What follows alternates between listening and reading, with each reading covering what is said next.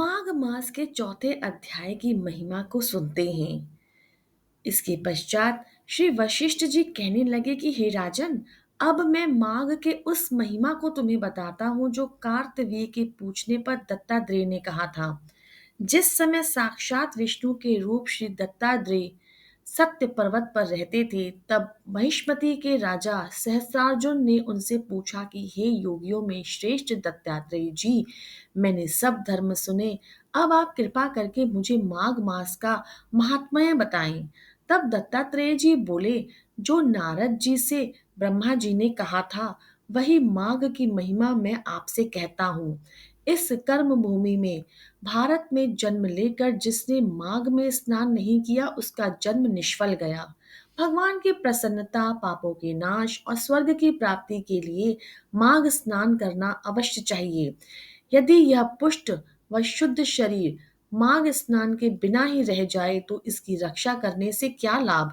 जल में बुलबुले के समान, मक्खी जैसे तुच्छ जंतु के समान यह शरीर माघ स्नान के बिना मरण के समान है।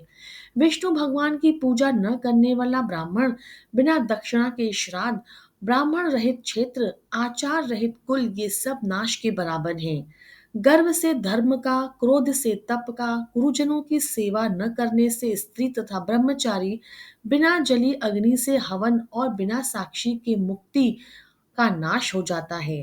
जीविका के लिए कहने वाली कथा, अपने ही लिए बनाए हुए भोजन की क्रिया, शूद्र से भिक्षा लेकर किया गया यज्ञ तथा कंजूस का धन, यह सब नाश के कारण है।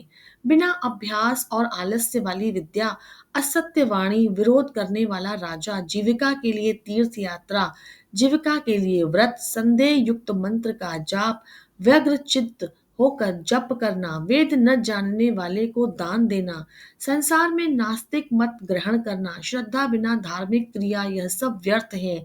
और जिस प्रकार दरिद्र का जीना व्यर्थ है, उसी तरह माघ मास में बिना मनुष्य स्नान किए बिना उसका जीवन व्यर्थ है। ब्रह्माघाती, सोना चुराने वाला, मदिरा पीने वाला, गुरु पत्नीगामी और इन चारों की संगति करने वाला माघ स्नान से पवित्र होता है।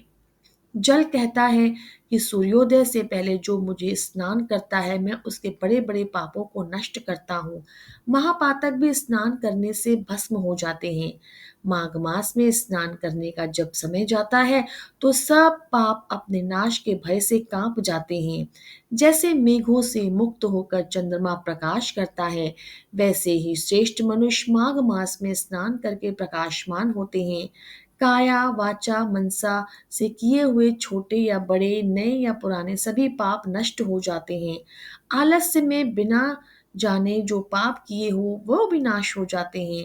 जिस तरह जन्म जन्मांतर के अभ्यास से आध्यात्मिक ज्ञान की प्राप्ति होती है, उसी तरह जन्मांतर अभ्यास से ही माघ स्नान में मनुष्य की रुचि होती है।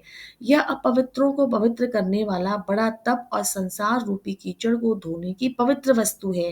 हे राजन, जो मनवांछित फल देने वाला माघ स्नान नहीं करते, वह सूर्य चंद्र के समान भोगों को कैसे भोग सकते हैं।